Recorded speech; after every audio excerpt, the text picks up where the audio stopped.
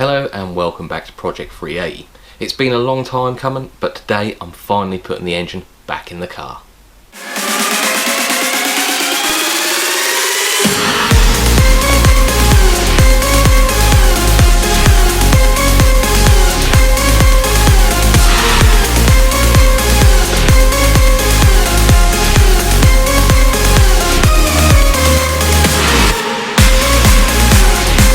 So first things first, something I forgot to do the other day, and that is to put in the dipstick tube. When replacing the dipstick tube, it's a really good idea to renew the oil O-ring. And then it can simply push down into the sump. Next up is for the engine mount. Now these are the standard engine mounts and I'm not going to be using these anymore.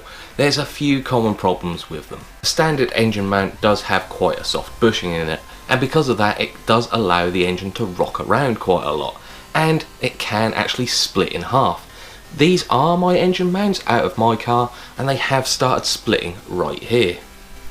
You can see right there where it started to split, and eventually this will completely detach from the mount itself. The engine will be rocking all over the place and potentially dent your bonnet. So I've gone for a set of innovative engine mounts. I've purchased these off of Boffy and there are a few variations. You can get them to fit the Mark 1, Mark 2, or you could get them to fit the VVT. So I've gone for the VVT option as I've got the VVT bottom end. And there are also different variations of the bushings. You can have softer or harder bushings. I've gone for the 75A bushings, which are rated from 250 to 400 horsepower. Because these are a stiffer engine mount, it's going to significantly reduce the amount of engine movement in the bay. And that in turn is going to almost eliminate a very common problem with the MX5 standard engine mounts, and that is gear shifting. A lot of the time when you let off really quickly and go to change gear, you will often miss third gear. So hopefully it is going to help with that. Now the only downside to having such a stiff bushing like I've got with the 75A is that it is going to make the engine a lot more noisier in the car, as everything's going to rattle just a little bit more. Now these do fit exactly the same as the standard engine mounts. The only difference is in my case, where I've got the VVT bottom end, I can use this bottom pickup point down here for a fourth bolt.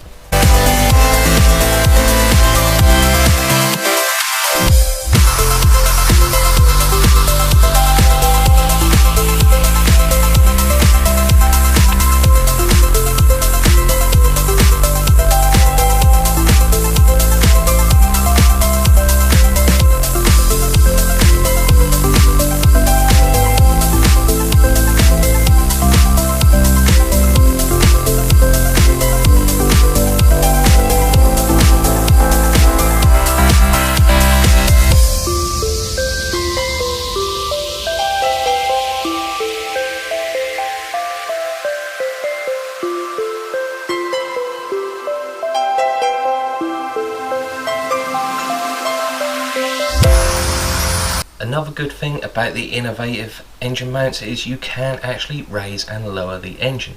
So on the mount itself it's got 3 different holes.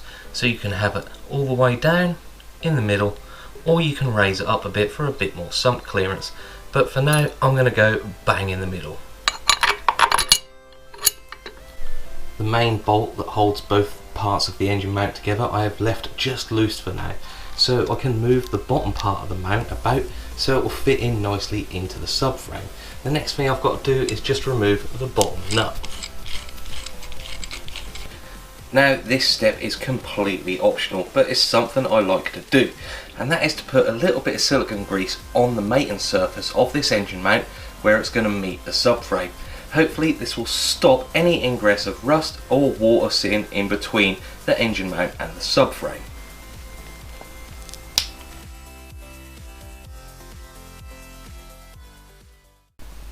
Now for me the next step is a temporary step, and that is to put in the lifting eyes.